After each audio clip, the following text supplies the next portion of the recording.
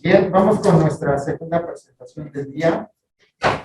Esta está a cargo del doctor Osvaldo Vigil, el doctor Osvaldo Vigil Galán, de la Escuela Superior de Física y Matemáticas. El título de la plática ¿es posible superar la barrera del 11% en celdas solares de calcopiruro de antimonio? Bien, adelante, doctor, si pudiera compartirnos su pantalla.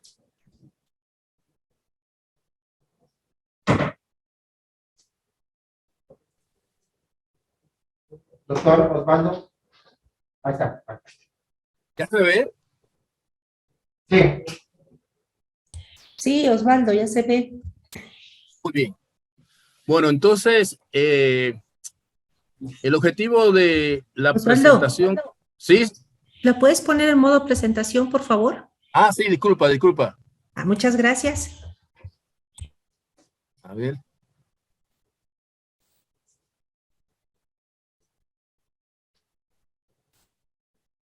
¿Ya está? Listo, muchas gracias. No, a ti. Bueno, entonces, la idea de esta presentación es la siguiente. Como todas las nuevas tecnologías, pues siempre se tienen a los que la defienden y aquellos que plantean como retractores que no todo lo que brilla es oro, ¿verdad? Y también como toda tecnología nueva, pues entonces la cuestión para buscar un equilibrio adecuado entre unos y otros, pues es analizar lo que de verdad dicen unos y de lo que de verdad dicen los otros, los retractores. Entonces, la idea de esta presentación es hacer un análisis objetivo de las ventajas, por al mismo tiempo, los retos que son necesarios que se resuelvan para aspirar a que la tecnología de las celdas solares de calcogenuros de antimonio pueda ser una tecnología escalable. Entonces, para ello, pues yo he dividido la presentación en una introducción breve. Después analizaré los factores fundamentales que han limitado la obtención de celdas solares con eficiencia superior al 11%.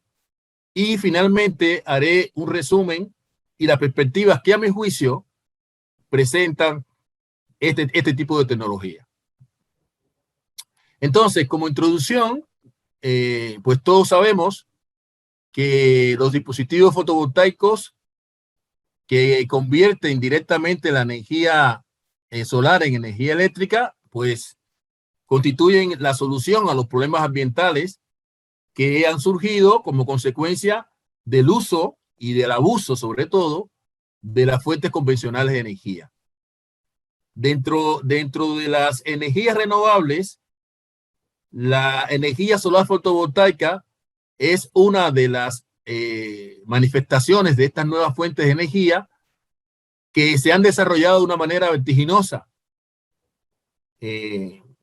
Digamos que la producción de sistemas fotovoltaicos crece de manera exponencial y eso tiene también sus pros y sus contras. Tiene la ventaja de que al crecer exponencial bajan considerablemente los costos, de manera que el precio de watt pico se hace cada día más bajo, pero al mismo tiempo se crea la dificultad de que una celda solar es un dispositivo que funciona con área y por tanto si el crecimiento de los sistemas fotovoltaicos se hace exponencial, pues también entonces exponencialmente crece el área que es necesaria para utilizar estos sistemas fotovoltaicos. Pero el área del planeta Tierra es finito. Entonces, si decimos que el desarrollo fotovoltaico crece de manera exponencial, pues entonces estamos asumiendo de manera implícita que también crece de manera exponencial el área de la superficie del planeta Tierra que potencialmente puede ser utilizada para otros fines, ganadería, agricultura, vivienda, etc. De manera que hay que buscar un compromiso entre lo que esperamos que sea el desarrollo exponencial y esperamos también lo que sea una forma coherente de que ese desarrollo exponencial de la producción fotovoltaica se compagine con otros y determinados necesidades de la humanidad. Ya eso se han encontrado soluciones. Existen las celdas bifaciales que prácticamente uno puede incrementar hasta un 25% la potencia entregada respecto a una celda comercial monofacial. Existen las celdas semitransparentes que utilizan el área transversal de los edificios y por tanto se crece de manera vertical, es decir, hacia arriba, y otras soluciones que evidentemente dan posibilidades a este desarrollo exponencial de la energía fotovoltaica.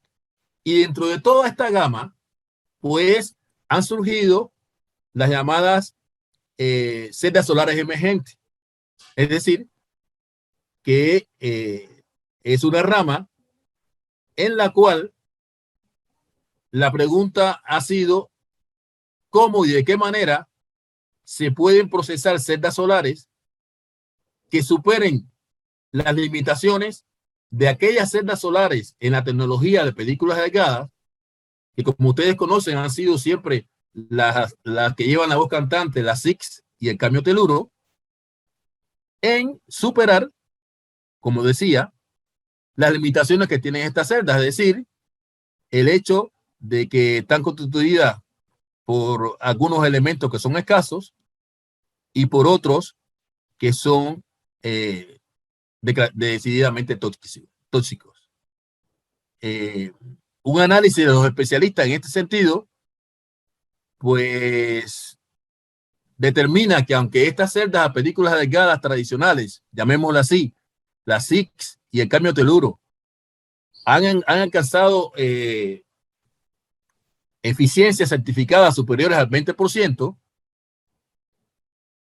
debido a las limitaciones que he señalado anteriormente relacionadas con la abundancia y la toxicidad de algunos de sus elementos, pues se pronostica que el impacto de estas celdas en la producción mundial, en el mercado mundial, no van a sobrepasar el 5 y el 2% respectivamente en el caso del cambio teluro y SiC.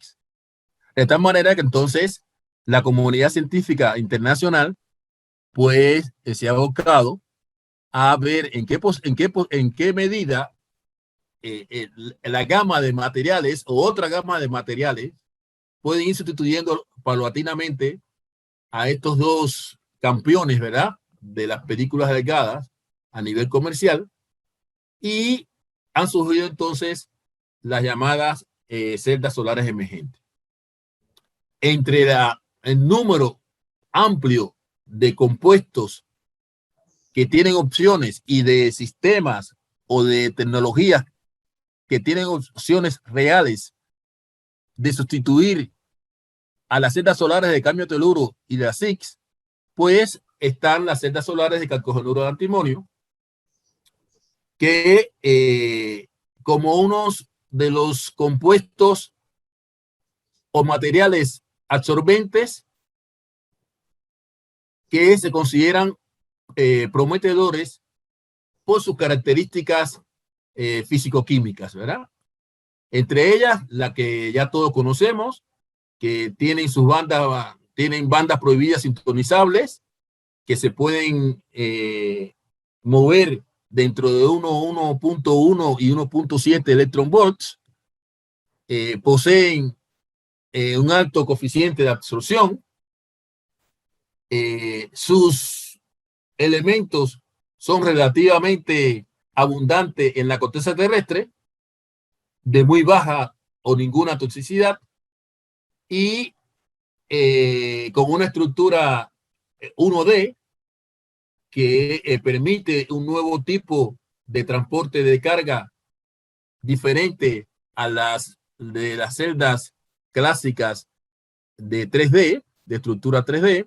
Y entonces todo este conjunto de digamos, de aspectos positivos, pues convierten a los calcogenuros de antimonio en candidatos de interés en el procesamiento de estas celdas solares en la tecnología de películas delgadas.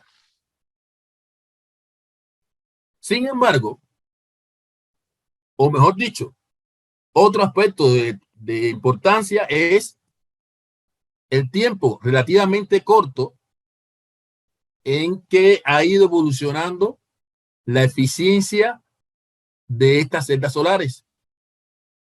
De tal manera que en muy poco tiempo se han alcanzado eficiencias que están alrededor del 10%, dependiendo del tipo de compuesto, 10,5, 10,7, 11%. Repito, en un tiempo relativamente corto. Y esto también le da un valor agregado a este tipo de tecnología.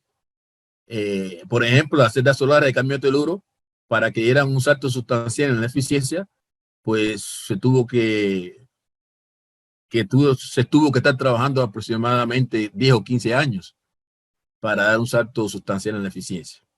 Entonces, todo este conjunto de propiedades, pues, hacen que la comunidad científica internacional, pues, manifieste un creciente interés en este tipo de dispositivos y en este tipo de materiales, y eso se refleja en el número de publicaciones y citas que ha aumentado enormemente en esta última década a favor, repito, del interés de consolidar el procesamiento de las celdas solares basadas en calcogenuros antimonio. Sin embargo, existen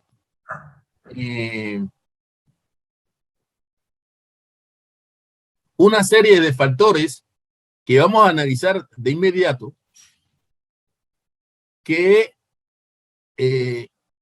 digamos, son factores a tener en cuenta y que cada uno de ellos tiene un peso específico en el salto ulterior que es necesario obtener en este tipo de celdas en las aplicaciones masivas para que se consideren celdas que puedan ser escalables a nivel industrial. Entonces, vamos a exponer de manera sucinta los factores que, como decía anteriormente, están limitando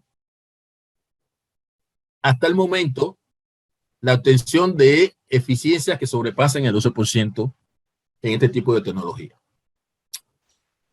En primer lugar, un aspecto de interés es que estos materiales presentan una conductividad intrínseca que está muy relacionada también con la composición o estequiometría de las muestras.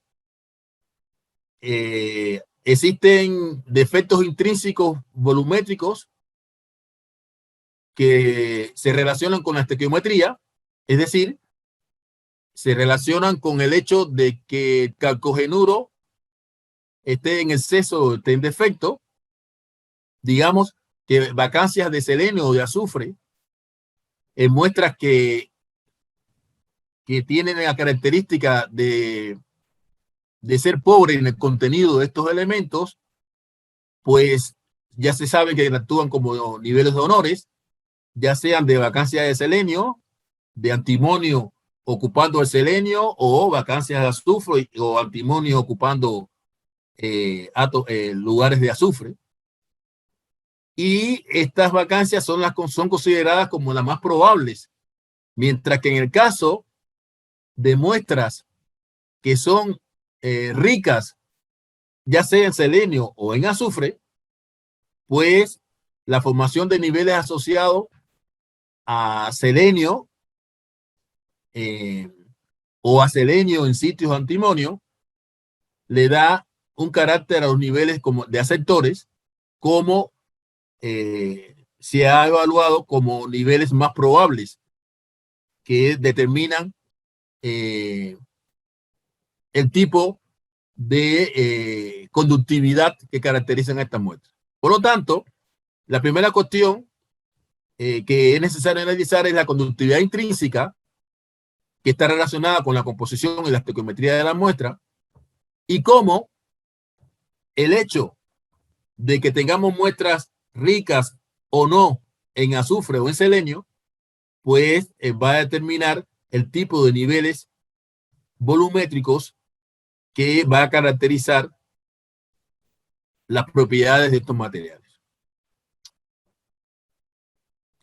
Los niveles y la localización del nivel de Fermi en este tipo de material cercano a la mitad de la banda prohibida ha sido uno de los aspectos que explican la pobre concentración de portadores intrínsecos en los calcogenuros de antimonio, que, como se conoce, ronda el valor de 10 a la 13 centímetros a la menos 3. Es decir, que estos defectos intrínsecos determinan un carácter bastante aislante de los concentración de portadores, y ya esto en sí pues se puede considerar como una limitación a considerar respecto al orden de concentraciones intrínsecas que se obtienen en aquellas materiales que han sido, digamos, los clásicos en la conversión fotovoltaica, como es el caso del cadmio teluro o la estructura SIX. Esta localización de niveles, ya sea superficiales o niveles que están localizados a niveles profundos dentro del gap, pues van a tener una repercusión en la integración de los portadores de carga con los mismos. Y una de estas repercusiones, obviamente, es la combinación volumétrica. De tal manera que, además de la recombinación que tiene lugar por estos defectos intrínsecos de los materiales que estamos analizando como calcogenuros de antimonio, vamos a tener además otro tipo de recombinación, que es la recombinación que ocurre en las intercaras. Es decir, la recombinación que surge como resultado de tener intercaras del absorbedor, ya sea con contactos traseros como de materiales puestos en la parte anterior del material. Es decir, que estamos en presencia de dos fenómenos que tienen que ver con el tiempo de vida medio de los portadores: la recombinación volumétrica y la recombinación en intercara. En la recombinación volumétrica, un papel predominante lo tiene la recombinación de Schottky-Hall, donde, como conocemos, los electrones de conducción son, digamos, los portadores de carga interactúan con estos defectos de tal manera que hay una recombinación entre los electrones y los huecos, los electrones procedentes de la banda de conducción y los huecos procedentes de la banda de valencia, como se muestra en este esquema. Y esta recombinación de Schottky-Riedel pues es un factor de suma importancia a tener en cuenta en el caso de la recombinación volumétrica, ¿no? En estos materiales. Aquí en la tabla aparecen un resumen de los niveles de defectos que se localizan en películas de selenuro de antimonio o de selenuro sulfuro de antimonio, tanto en localización de niveles de energía respecto a sus respectivas bandas, como a la concentración de los mismos. Entonces, este tipo de niveles localizados por diferentes técnicas, como se señala en esta tabla, pues determina que se degrada uno de los parámetros de mayor importancia en una celda solar, que es el tiempo de vida de los portadores de carga. Hay un trabajo, que es el que señalo acá, en el cual se hizo un análisis de un estudio comparativo en celdas de muestras, es decir, de celdas procesadas con muestras de selenuro de antimonio rica en antimonio y otras ricas en selenio. Y en ese trabajo se demostró que las celdas ricas en selenio presentaban un valor de eficiencia que estaba muy relacionada a la existencia de estos niveles que yo le acabo de mencionar, que se dan en el caso de las celdas ricas en selenio. Y en el caso de las celdas ricas en antimonio, pues también se determinaron los niveles y además se procesaron las celdas. En ese trabajo se concluyó que las celdas ricas en selenio presentaban una mejor eficiencia que aquellas ricas en antimonio. Por otra parte, en el IREC, Pedro Vidal y colaboradores mostraron que se podía obtener una relación óptima de la estequiometría del selenuro antimonio que garantizaba una mejor valor o un valor óptimo de la eficiencia del dispositivo en la estructura de estrato. Y ellos mostraron que con una relación de 3 por la concentración de antimonio dividido 2 por la concentración de selenio, que mide la estequiometría, con esa relación igual a 0.88, ellos mostraron que eso tenía el mejor valor de eficiencia. De tal manera que no basta solamente con decir que muestras ricas en selenio o ricas en azufre son propicias para obtener celdas solares de una eficiencia decente, sino que hay que ver en qué proporción las muestras ricas en selenio o ricas en azufre se relacionan con el contenido antimonio. Es decir, que esto abre ya una nueva aspecto a analizar que tiene que ver con el carácter intrínseco de defectos en este tipo de materiales. Como yo les decía, la recombinación que tiene lugar en el volumen o en las intercaras, pues tiene que ver directamente con un parámetro fundamental, que es el tiempo de vida de los portadores de carga. El tiempo de vida de los portadores de carga se puede escribir como inversamente proporcional a la concentración de estados de defecto, a la velocidad térmica de los portadores y a la sección transversal de captura que caracteriza el centro en cuestión. De tal manera que un incremento en la concentración de estados de defecto, así como su localización respecto a la banda en cuestión, pues tiene una incidencia directa en el valor del tiempo de vida. Este parámetro, el tiempo de vida, se ha determinado que está en el rango entre los 5 y 60 nanosegundos cuando se relaciona con recombinación que tiene lugar a nivel de el volumen, mientras que se tiene rangos entre 1 y 10 nanosegundos que están relacionados con la recombinación en la intercara. Como ustedes ven, tanto en un caso como en otro, el hecho de que exista recombinación tanto en el volumen como en las intercaras, pues determina que el valor del tiempo de vida de los portadores de carga sea relativamente bajo, y esto obviamente va a influir en otro parámetro importante, que es la longitud de difusión de los portadores, y con esto, con la eficiencia de la celda.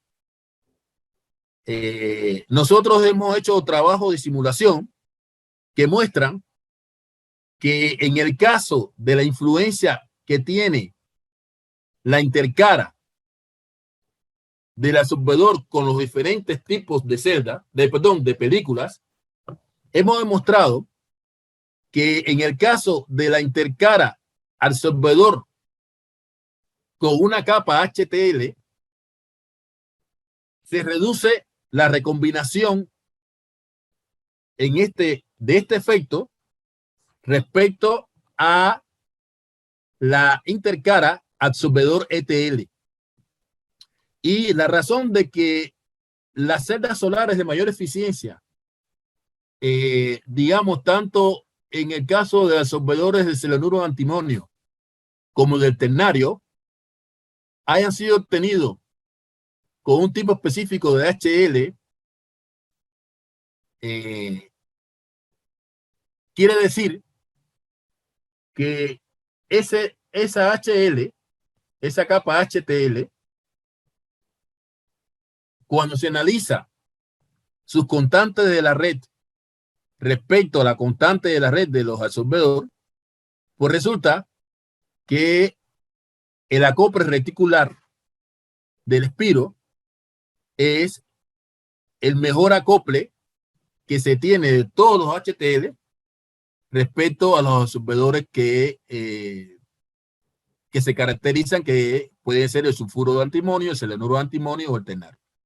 Es decir, en otras palabras, que los HTL disponibles en principio son más que los ETLs, y en principio muchos de ellos acoplan mejor desde el punto de vista de su constante de la red con los absorbedores en cuestión, lo cual determina que se formen menos estados interfaciales con esos HTLs y de hecho se puedan obtener mejores valores de tiempo de vida de los portadores mayoritarios y por ende mejores valores de eficiencia cuando se escoge de una manera adecuada los HTL y los ETL.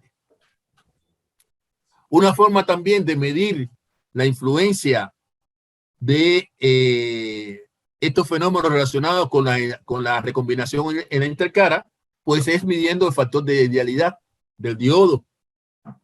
El factor de idealidad del diodo pues es un parámetro que mide en qué medida, además de los procesos de difusión clásicos cuando se une una parte P y una parte N en una celda solar, un dispositivo para formar una unión PN que se basan en los procesos de difusión, como el estado o el hecho de la naturaleza del estado en la intercara, pues tiene que ver con otros procesos que no son procesos fundamentalmente difusivos, sino procesos que, como ustedes conocen, están relacionados con mecanismos de recombinación, están relacionados con mecanismos de interacción por efectos de tunelaje, combinaciones de estos, y todo eso se relaciona con el valor de n.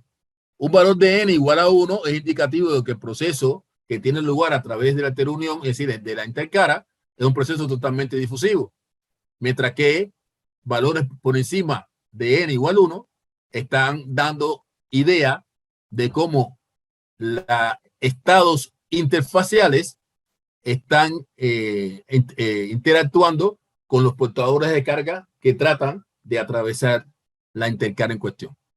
De manera que en el caso de las celdas de calcogenuro de antimonio, todas las celdas presentan valores de n, por supuesto, por encima de valor 1,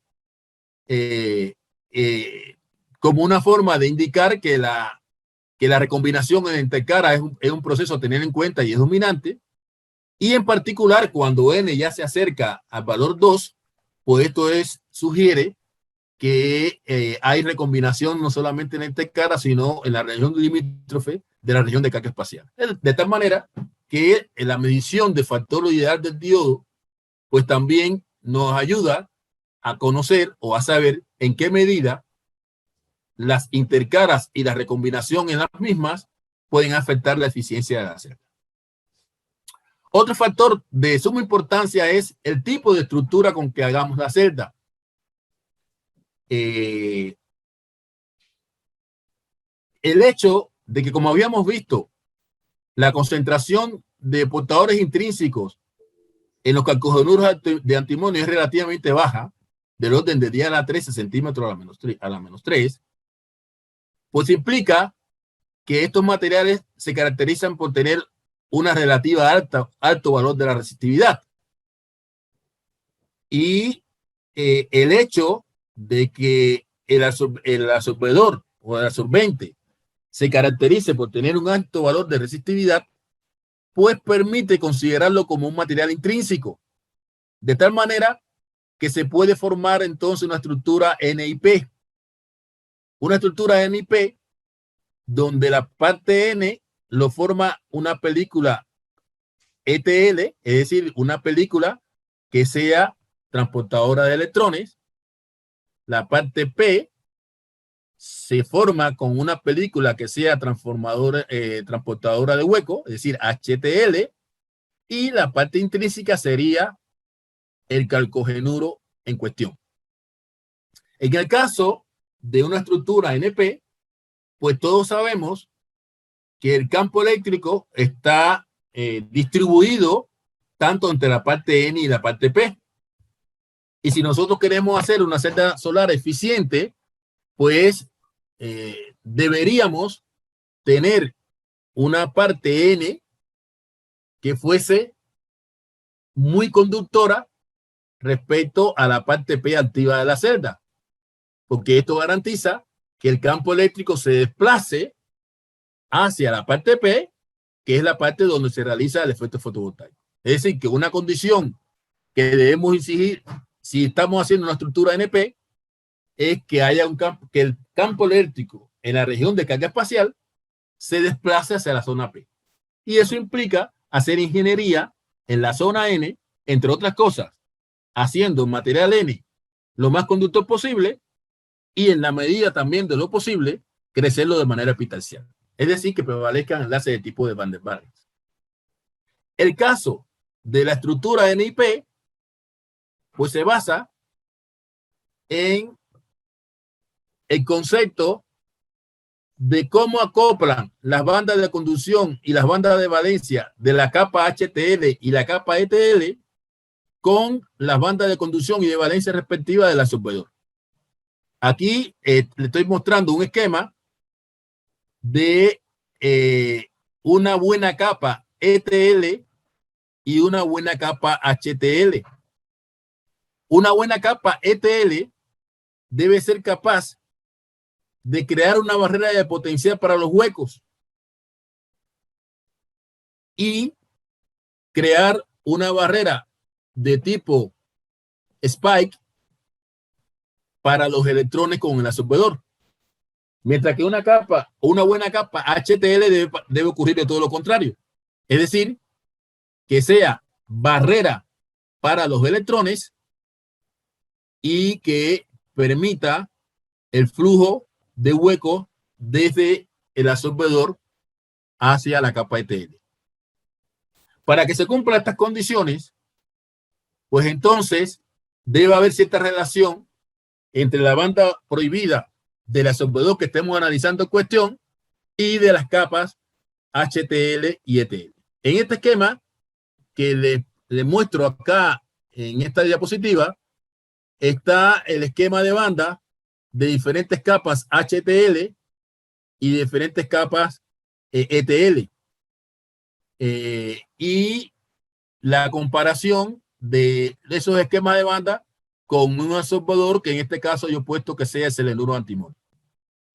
Entonces, si se tiene en cuenta los niveles energéticos de diferentes capas, por ejemplo, aquí está la P3HT, el óxido de níquel, el óxido de molibdeno, el óxido de cobre, el espiro, y como capas ETL aparece el TiO2, el zinc magnesio, el óxido de zinc, el CDS, etc.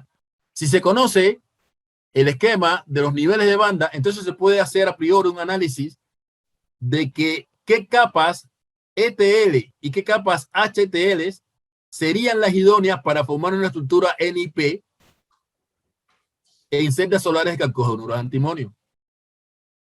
Por ejemplo, las barreras de tipo Spike pues son favorecidas respecto a la barrera de tipo en que no se cumple esta condición. Por ejemplo, si analizamos estas capas HTL que yo le pongo aquí, la P3HT, el óxido de níquel, el óxido de molibdeno, el óxido de cobre, el espiro, etcétera. Pues entonces, si tenemos en cuenta que la banda de conducción de cada una de estas películas es 3, 1.8, 2.3, 3.2 y 2.45 electronvoltios, y lo asociamos con la del selenuro antimonio de 4.15, entonces todos estos materiales deben dar una barrera de potencial tipo spike con valores de 1.15, 2.35, 1.85, 1.7 electronvolt a los electrones en el ánodo de selenuro antimonio. La banda de valencia del ETL, para que sea una buena ETL, pues debe estar por debajo de la banda del absorbedor, y por lo tanto, para el selenuro antimonio, que tiene 5.34 de nivel de la banda de valencia respecto al vacío, deben dar una buena barrera de potencial a los huecos materiales de 1.96, como es el TiO2, de 2.6, como es el óxido de magnesio, y así sucesivamente. De tal manera que si uno ve el esquema de los niveles energéticos de cada uno de estas capas ETL y HTL, pues puede entonces a priori decir cuál estructura NIP pudiera ser idónea. Por ejemplo, si nosotros escogemos el óxido de níquel como capa HTL combinado con el óxido de zinc o el óxido de estaño como capa ETL, o como el espiro como capa HTL combinada con el óxido de zinc y el óxido de estaño, pues se puede decir entonces que estas películas serían las combinaciones idóneas para el selenuro antimonio para formar celdas NIP con estructura NIP de alta eficiencia. Y esto también justifica el hecho de que las celdas que se han obtenido con mayores eficiencias son exactamente las que han sido utilizadas como capa HTL el espiro. Y es precisamente porque es la capa HTL que tiene mejor acoplamiento de las bandas con el absorbedor, y además, que es muy importante, es el material que tiene una constante de red que mejor acopla con la constante de red del absorbedor, lo cual implica que es la combinación que ofrece menos estados de interfase y por tanto menos influencia de la recombinación de portadores de carga en dicha interfase o dicha intercarga.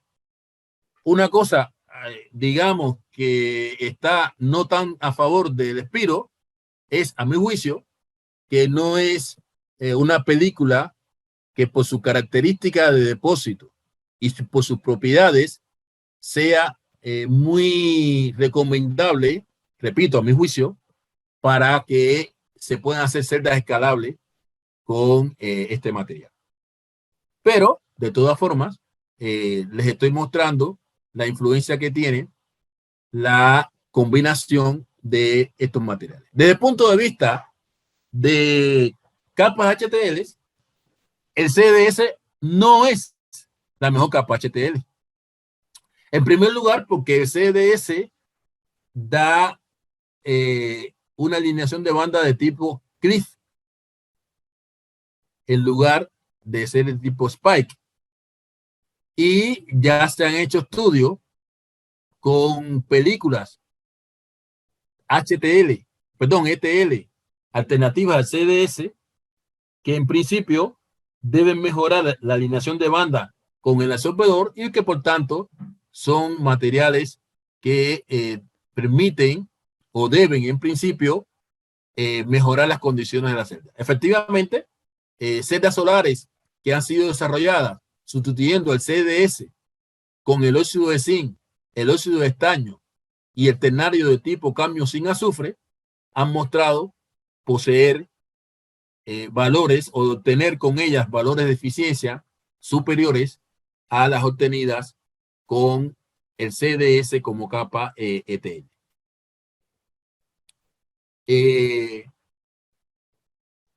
Los mecanismos que se establecen de transporte para una unión PN y una unión NIP, pues son mecanismos que se conocen, simplemente aquí los pongo para recordarlos.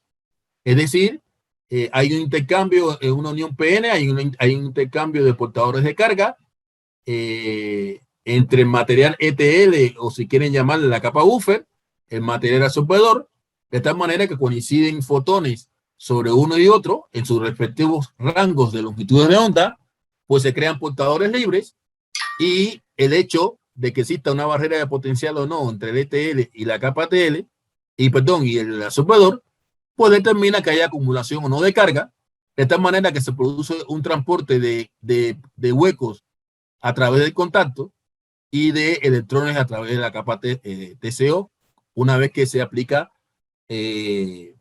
la radiación solar sobre este tipo de unión, creándose entonces un voltaje a circuito abierto que es característico de una unión NP. En el caso de una unión NIP, pues tenemos que agregar otra capa, que es la capa HTL. Entonces hay intercambio de portadores de carga tanto en esta interfase como en esta otra. Aquí en la interfase ETL absorbedor se acumula una carga positiva, que son los huecos que no pueden pasar, mientras que en unión HTL absorbedor se acumula una carga negativa, que son los electrones que no pueden pasar. Y como ustedes ven, a diferencia de una unión NP, el campo eléctrico se crea a lo largo de todo el espesor del absorbedor. Y eso es una de las cosas que va a distinguir una estructura NIP de una unión PN, en este caso, en este tipo de celdas solares. Es decir, que en una unión NIP podemos aspirar a tener un voltaje a circuito abierto mayor que el voltaje a circuito abierto que se obtiene en una unión PN. Siendo el voltaje a circuito abierto o el déficit del VOC uno de los parámetros que limita, ¿no?, en las características JB, la obtención de celdas solares de alta eficiencia en este tipo de dispositivos. De tal manera que la opción de procesar estructuras NIP, pues abre un nicho de posibilidades de incrementar la eficiencia respecto a la unión de tipo unión PN. ¿Cuáles son las capas ETL y HTL que han sido más utilizadas? Bueno, obviamente primero se destaca el CDS, que es la capa ETL por excelencia, ¿verdad?, en toda la tecnología esta de películas delgadas. Sin embargo, todos sabemos que el CDS, pues primeramente es un material que contiene cambio. Ya sabemos los problemas relacionados con el cambio, pero además de eso, por las características del material, es decir, su valor de banda prohibida, etcétera, etcétera, pues implica que siempre tenemos la opción de que si usamos una capa ETL libre de cambio y además con un valor de banda prohibida mayor que la de CDS, pues nos quitamos el problema del cambio y al mismo tiempo ganamos en el sentido de la cantidad de corriente que podemos generar en la región ultravioleta del espectro, ¿verdad? Sin embargo, el CDS sigue dando lata, el CDS se niega a ser excluido y por tanto siguen habiendo otras variantes también que siguen incluyendo al CDS. Por ejemplo, el hecho de tener un CDS de baja resistividad mediante dopaje y de poderlo crecer de manera epitaxial, pues da opciones de mejorar la eficiencia en las celdas solares de calcogenuro de antimonio. La otra cuestión es usar compuestos donde la cantidad de cambio en el compuesto se disminuya. Es decir, donde se use, por ejemplo, el ternario, ¿no?, el cambio sin azufre, y en una proporción adecuada en que el compuesto tenga, digamos, 40 o 60% de zinc, pues disminuimos, por un lado, el contenido de cambio, hacemos la película más fina y al mismo tiempo mejoramos la alineación de banda con el absorbedor. De tal manera que hay dos procesos en que se sigue insistiendo con el CDS. Uno, dopándolo. Nosotros estamos incursionando en ese sentido, no dopándolo, sino cambiando la relación cadmio-azufre en la solución. Ya hemos tenido resultados bastante interesantes, de tal manera que nosotros podemos hacer ingeniería en el crecimiento del CDS mediante una relación adecuada de cadmio-azufre que determine que el material sea más conductor, y además estamos probando de que cuando crecemos ese CDS sobre una capa intermedia de óxido de estaño, en principio podemos crecerlo de manera epitaxial. Si nosotros logramos por CBD obtener un CDS más conductor sin dopar y crecido epitaxialmente por haber sido crecido con el sobreóxido de estaño, pues pensamos que vamos a obtener entonces una mejor eficiencia siguiendo trabajando con el CDS con las características negativas que hemos señalado. Por otra parte, también estamos trabajando con el ternario, con el cadmio sin azufre, que como ya he dicho, puede mejorar sustancialmente la eficiencia de la celda con menos contenido de cadmio. De tal manera que se han obtenido valores de eficiencia, por ejemplo, sustituyendo el sulfuro de cadmio por este ternario y incrementándose la eficiencia de 5.1 a 6.7. Es decir, que el uso del ternario como capa ETL, pues parece ser que puede ser de interés tecnológico en cuanto al incremento de la eficiencia de las celdas solares. Otro camino es sustituir el sulfuro de cadmio por el selenuro de cadmio. El sustituir el sulfuro de cadmio por el selenuro de cadmio tiene la ventaja que suprime en gran medida la interdifusión que hay de selenio y azufre entre el CDS y el calcogenuro. Y este intercambio entre azufre y selenio crea un proceso de degradación en la celda solar. Proceso de degradación que se refleja no solamente en la eficiencia de la celda, sino sobre todo en su estabilidad. Ya se ha mostrado que la sustitución del sulfuro de cadmio por el selenuro de cadmio, aunque no produce un cambio sustancial de la eficiencia, sí mejora considerablemente los procesos derivados de la degradación de intercambio, de la interdifusión de azufre y selenio que se provoca con el uso del sulfuro de cadmio. De tal manera que la opción del selenuro de cadmio está abierta y ya de hecho se trabaja en el compuesto cadmio azufre selenio, en el cual haciendo ingeniería de composición se puede variar de manera sustancial la energía de la banda prohibida usando menos cantidad de cadmio. De tal manera que se ha propuesto este compuesto, cadmio azufre 0.4, selenio 0.6, con un valor de energía de 1.98 y se considera una buena opción que puede sustituir a la compuesto sulfuro de cadmio. El otro material que ha sido utilizado de manera satisfactoria es el óxido de zinc, que como ustedes conocen, el óxido de zinc prácticamente se utiliza en muchísimas aplicaciones optoelectrónicas, incluso hasta en la medicina.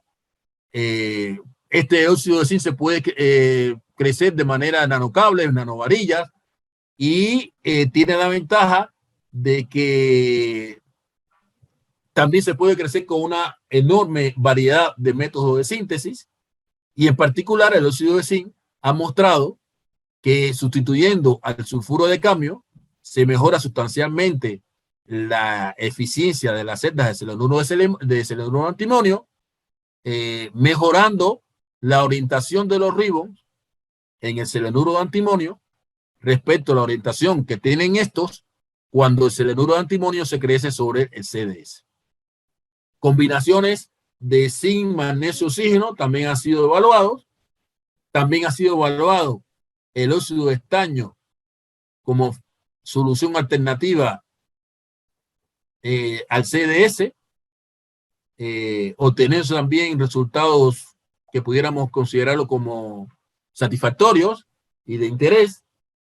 El óxido de titanio, que es un compuesto no tóxico, que es estable, y de una banda prohibida pues amplia, también ha sido propuesto para sustituir al CDS y obteniéndose con él eficiencias que también son prometedoras, entre 7.5 hasta el 8%. Quizás uno de los problemas que tenga el óxido de titanio es que las altas temperaturas para su síntesis, que es por encima de los 400 grados Celsius, es decir, del orden de 500 grados Celsius, y entonces este proceso pues puede afectar el rendimiento de las celdas, sobre todo si se crecen con estructuras de estrato, ¿no?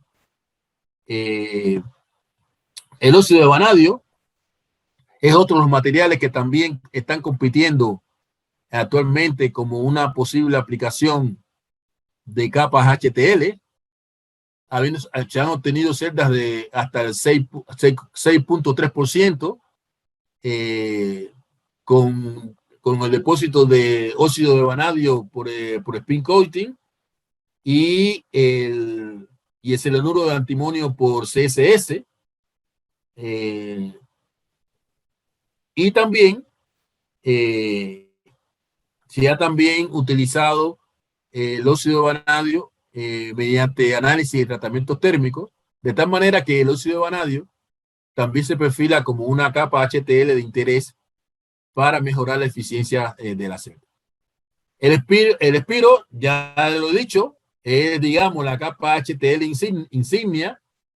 Yo repito, no estoy muy convencido de que siendo la mejor capa HTL, quizás desde el punto de vista de sus propiedades, sea la mejor capa HTL que va a resolver el problema de escalar todos estos procesos a nivel industrial. No me queda a mí claro ese hecho, y por tanto yo la veo también como con cierta reserva, como utilizarla como capa HTL. La capa, el polímero P3HT, también ha sido utilizado de manera satisfactoria en las celdas solares de calcogenuro de antimonio. Se ha reportado eficiencia por encima del 6% con esta capa. También el tiocianato de cobre es una capa HTL muy estable, es relativamente de bajo costo y ha sido ampliamente utilizada en celdas solares sensibilizadas por colorantes y en las perovskitas.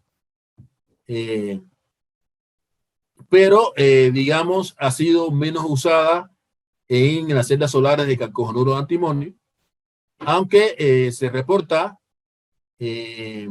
una celda utilizando esta capa HTL con una eficiencia de 7,5%, es decir, un valor bastante pues de interés, ¿no? Es una capa HTL que, como digo, no, aunque ha sido muy utilizada en las celdas sensibilizadas por colorantes y en la perovskita, pues ha tenido menos aplicación en los calcogenuros de antimonio, pero es una capa HTL que está abierta a su uso. El óxido de cobre ha sido utilizado con éxito con celdas de perovskitas con eficiencias altas y con una muy buena estabilidad, incluso sustituyendo al espiro. Ya hay trabajos en que se demuestra de manera fehaciente que la sustitución del espiro por el óxido de cobre da muy buenas eficiencias en la celda de perovskita y además con mucha mejor estabilidad en el tiempo. Sin embargo, en el caso de los calcogenuros de antimonio, pues el óxido de cobre ha sido prácticamente, no ha sido usado, y nosotros estamos trabajando conjuntamente con la Universidad de Mérida en la utilización de esta capa como capa HTL. El óxido de níquel también es una capa prometedora en celdas solares. Ya en el caso de la questerita, perdón, de las celdas solares de calcogenuro de antimonio ha sido ampliamente utilizado con eficiencias de valores altos reportados, entre 8 y el 9%. Por lo tanto, las celdas solares con óxido de níquel como capa HTL también parece ser una buena opción de procesar celdas en estructura NIP.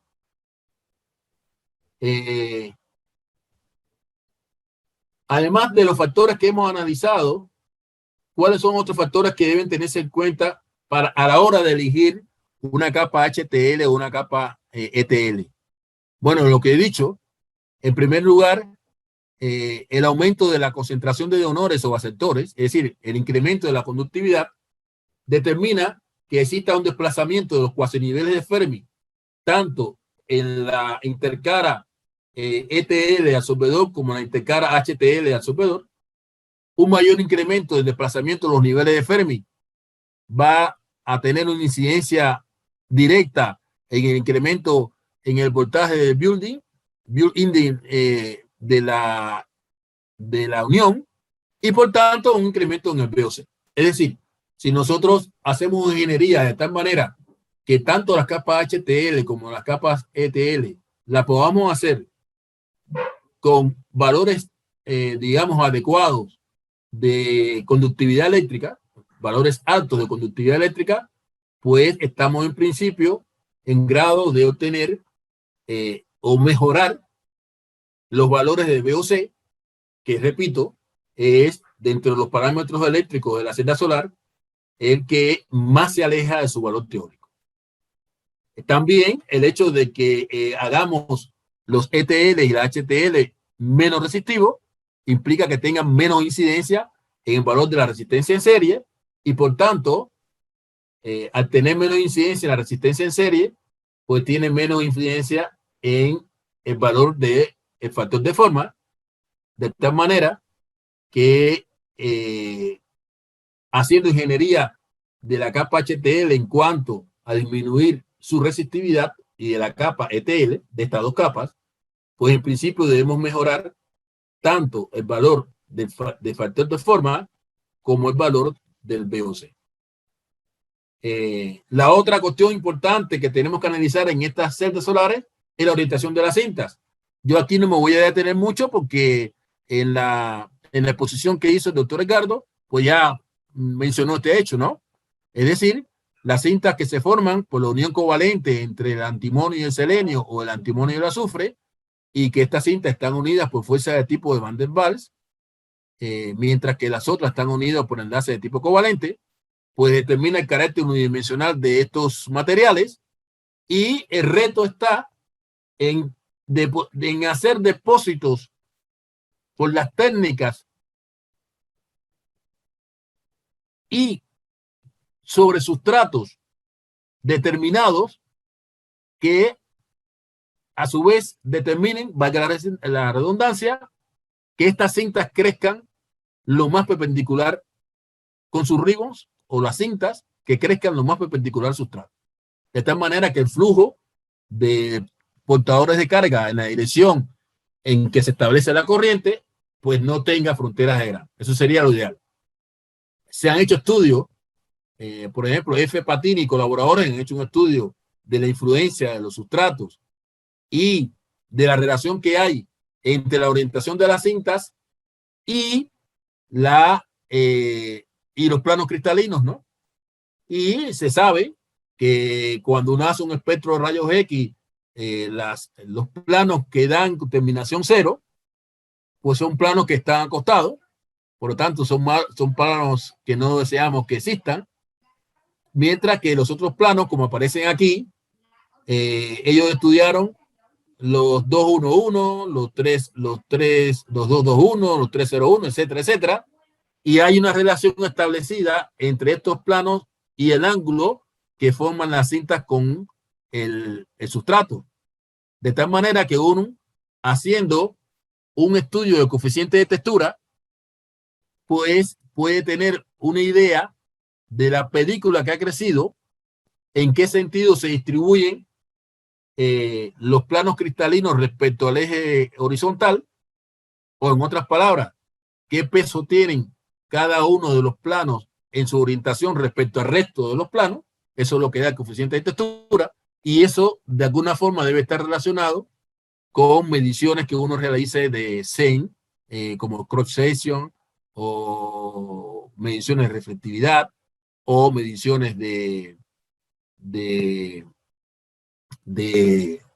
fuerza de rugosidad de la película por fuerza atómica, etcétera, etcétera. De tal manera que este problema de la orientación de los planos adquiere una importancia y una relevancia extraordinaria. Si uno hace un análisis de todas las cosas que influyen negativamente en obtener eficiencias elevadas, es evidente que la orientación de los ribbons, la orientación de las cintas, marca uno de los aspectos de tremenda importancia. Este grupo de investigadores también ha hecho un análisis de cómo influyen diferentes sustratos en la orientación de los ribbons que caracterizan a las muestras de calcogenuro antimonio. Y ellos han mostrado que, por ejemplo, cintas crecidas sobre CDS, pues adolecen de una mejor orientación perpendicular al sustrato que si se crece sobre óxido de zinc, y así, de manera sucesiva, estudiaron depósitos de material en vidrios conductores, en sustratos amorfos, etcétera, etcétera. Y la referencia que le doy aquí arriba de estos autores, esta que señalo aquí, pues hay un estudio bastante detallado de la influencia de el tipo de sustrato e incluso el tipo de, ¿cómo se llama?, de método en la orientación de la cinta. Por ejemplo, aquí hay un estudio muy interesante que muestra cómo cuando el absorbedor se crece sobre una semilla, la influencia que tiene el crecimiento del absorbedor sobre su propia semilla respecto a cuando el absorbedor se crece sin el depósito de la semilla. Y aquí, como ustedes observan, se muestra el coeficiente de textura para los diferentes planos con y sin el análisis, el depósito del absorbedor sobre la semilla. Como ustedes observan, cuando el absorbedor se crece sobre el sustrato sin la semilla, hay muchísima más influencia en los planos indeseables. O se ven aquí, el 120, un plano indeseable. Esto es sin la semilla y esto es con la semilla. Entonces aquí se estudió de manera muy clara la influencia que tiene el depósito de una capa absorbedora sobre ella misma, es decir, sobre una capa muy fina que mejora la orientación de los ribbons respecto a la forma en que crecen sobre los sustratos. Hay también una posible evaluación del método de crecimiento, es decir, métodos de crecimiento que se caracterizan por velocidades de crecimiento altas, es decir, que tienen rampas de crecimiento rápidas, favorecen la no existencia de fases indeseables, como pueden ser óxido de antimonio, selenio, etcétera, mientras que métodos de depósito con tasa de crecimiento relativamente baja, en ellos se indica que los sustratos tipo óxido de zinc y ternario, o la combinación de estos, son aconsejables para este tipo de crecimiento de depósitos lentos, el que no se forme planos que terminen con ese HKL con L igual a 0.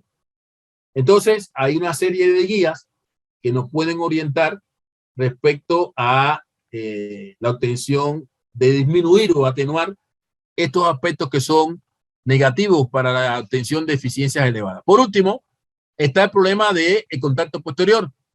Bueno, también se han hecho estudios respecto a la función de trabajo del contacto posterior. Se han evaluado contactos como el oro, el cobalto, el níquel, el paladio, el platino, el antimonio. Y hay estudios relacionados incluso con la combinación de usar níquel y óxido de níquel. Hay un trabajo muy interesante en que se obtuvo el mejor contacto depositando óxido de níquel y sobre él una fina capa de níquel metálico que produjo prácticamente la formación de un back surface field. Y los autores recomiendan que este tipo de contacto pues sustituye al oro, que es un contacto caro, es decir, usar oro es caro, y el oro prácticamente es uno de los metales que más se han utilizado como contacto trasero en este tipo de celdas. Es decir, que haya abierto una serie de opciones de sustituir el oro por otros contactos que garantizan que haya omisidad y al mismo tiempo que se baje el valor de contacto. Hay estudios relacionados muy interesantes respecto a la estructura de molibdeno, la estructura de sustrato, donde se demuestra que cuando se controla la capa de formación de celuluro de molibdeno, mejora considerablemente el contacto en una celda de estructura de estrato respecto a cuando se deposita el celuluro de antimonio directamente sobre el molibdeno sin el control de esta capa de celuluro molibdeno.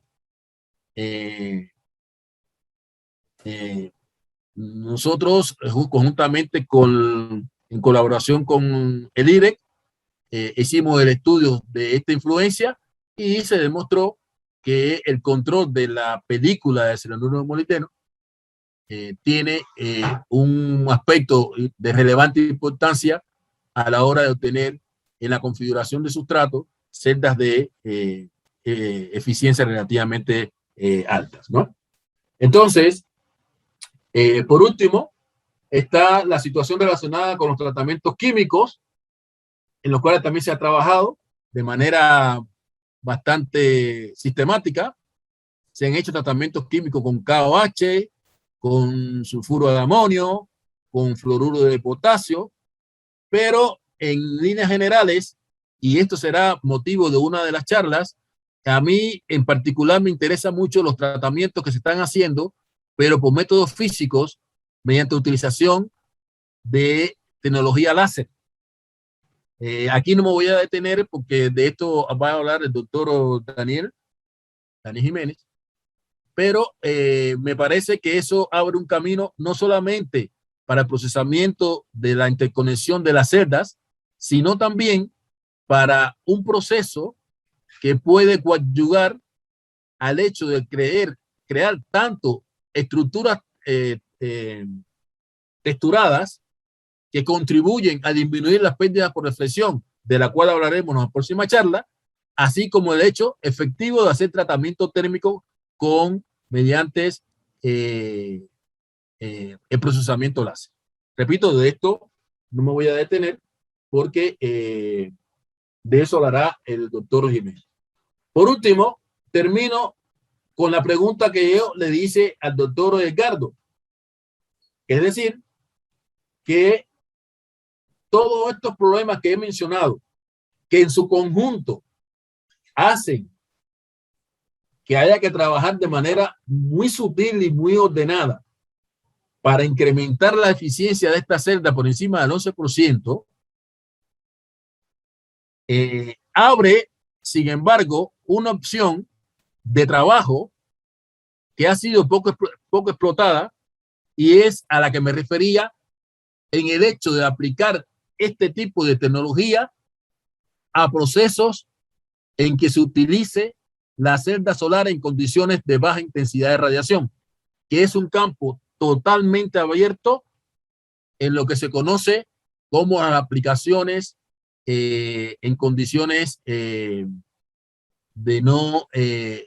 ambiente internos, es decir, en edificios, en los BIPP, que es la tecnología que posiblemente se imponga en el desarrollo tecnológico de las celdas solares de nueva generación. Entonces, muchas de estas dificultades que hay que superar para obtener celdas solares de alta eficiencia, pero bajo iluminación de un sol, quizás, en mi opinión, sean más factibles de superar si aplicamos esta tecnología a celdas solares en dispositivos de bajo consumo de potencia o en sistemas que utilizan radiación de intensidad baja, como puede ser todos los focos artificiales que se utilizan en un edificio o en una casa. De tal manera que, a mi juicio, la tecnología de las celdas solares de calcogenuro de antimonio está abierta, con grandes perspectivas, y que tanto en las aplicaciones outdoor como en las aplicaciones indoor ya se ven los resultados, y también se ve que analizando aquellos aspectos que en estos momentos limitan las ulterior incremento de las celdas solares, puedan alcanzarse eficiencias que rebasen el 11%. Gracias por su atención, y eso sería todo de mi presentación.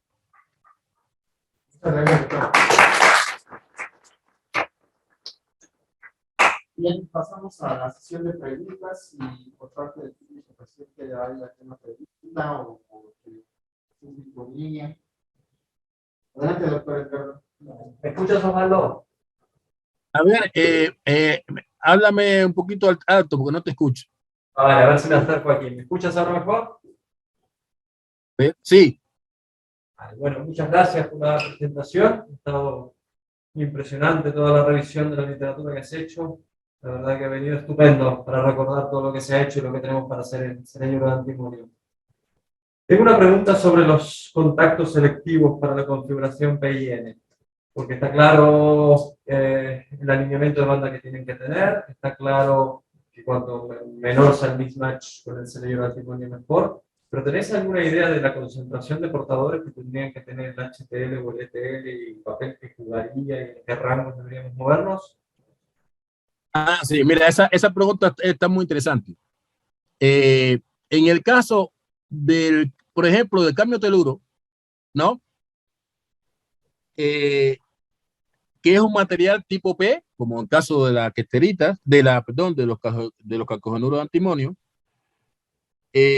pero con la diferencia de que en el caso del cambio teluro se desarrolló una ingeniería de hacer una interfase P+. ¿Por qué? Porque en la superficie de un material tipo P con una función de trabajo alta, como es el caso del cambio teluro o del selenuro de antimonio, pues crear un contacto óhmico con un metal se hace difícil, porque hay que buscar un metal cuya función de trabajo sea mayor que la del semiconductor, ¿no? Entonces, esto en caso del cambio teluro se resolvió creando una región P+. Y la región P+ se crea, pues, o bien por ataque químico, es decir, atacando el cambio, o bien por depósito de teluro, ¿no? Entonces, ¿qué cosa hace la región P+? Bueno, la región P+ lo que hace es que la barrera de potencial la reduce mucho, y entonces los portadores no pasan la barrera por emisión térmica, sino por tunelaje, ¿sí? Es decir, es una tecnología que ha estado bien establecida en el caso del cambio telúrico. En el caso de la questerita, perdón, en el caso del cojenuro de antimonio, pues esa opción se hace más difícil por ataque. No es imposible, pero es más difícil controlar.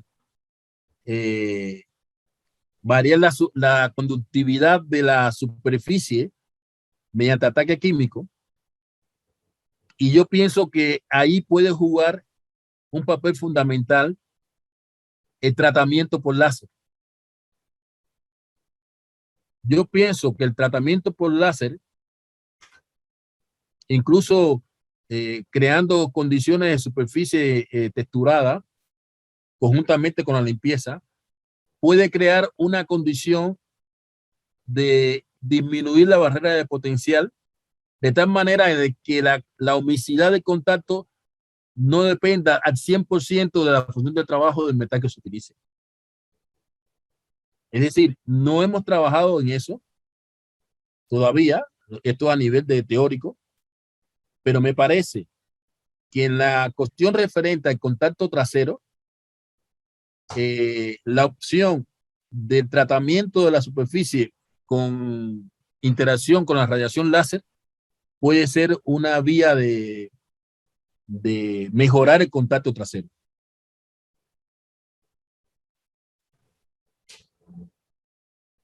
Muchas gracias.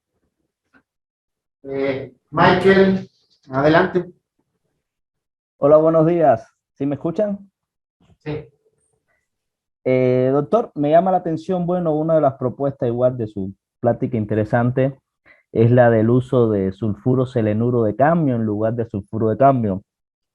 Y esto lo relaciona fundamentalmente por cuestiones de interdifusión de los elementos que al parecer están degradando el dispositivo, como menciona.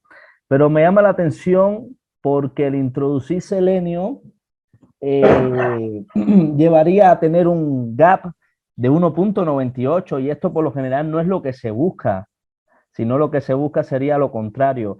Entonces mi pregunta ¿es tanto el beneficio que se obtiene en cuanto a esta difusión de los elementos que de cierta manera contrarresta a lo que está sucediendo a la pérdida aquí de mayor absorción de fotones por parte del absorbedor? Porque lo que se desearía es incrementar el ancho de zona prohibida del material buffer, en Claro, lugar de reducirlo, ¿sí? claro. Sí, ahí la idea es crear una capa, es decir, una bicapa. Es decir, el problema del selenuro, del sulfuro, es que degrada el dispositivo, ¿no? Sí. Por la interdifusión. Entonces, la idea es poner una capa intermedia de selenuro, selenuro sulfuro, seguida de sulfuro de cadmio. De tal manera que no, de evitar la interdifusión directamente del absorbedor con el sulfuro de cadmio. ¿Sí me explico? Sí, entiendo. Pero esto a su Entonces, vez, ajá. Sí, es decir, sería el sulfuro de cadmio con su gap de 2.3, ¿no? sí. Seguido de selenuro con la composición que dije de 1.98, ¿no? Sí. Y sobre él, el absorbedor. Ok. Sería una película bastante fina, digo, porque esto puede Muy afectar fina. en la, exacto, en la Sí, resistencia, en la corriente parásita, ¿no? exacto. Entonces, ahí lo que juega muy, muy importante, tú lo acabas de decir, es que el espesor de esta película tiene que ser muy fino. Exacto, sí. Sí, como una barrera, sí, en este caso. Exacto, es como una capa buffer, ¿no? Ujú. Sí, sí, sí. Eso Muy es bien. una propuesta que está hecho que nadie la ha hecho, ¿eh? Ok. Es decir, que la gente que trabajó con el selenuro de antimonio, perdón, con el selenuro de cadmio, y observó que sí mejoraba el problema de la interdifusión, pero no mejoró grandemente la eficiencia, ¿no? Ellos plantean como trabajo futuro, que a mí me pareció que tenía sentido, ¿no? Y por Así eso es. lo pongo aquí, es intercalar esta capa de cadmio azufre selenio, pero muy fina, ¿no? Muy bien. Sí, de acuerdo. Muchas gracias. Ok. Muy bien, pues no sé si hay alguna otra pregunta. Si no, le agradecemos al doctor Osvaldo por su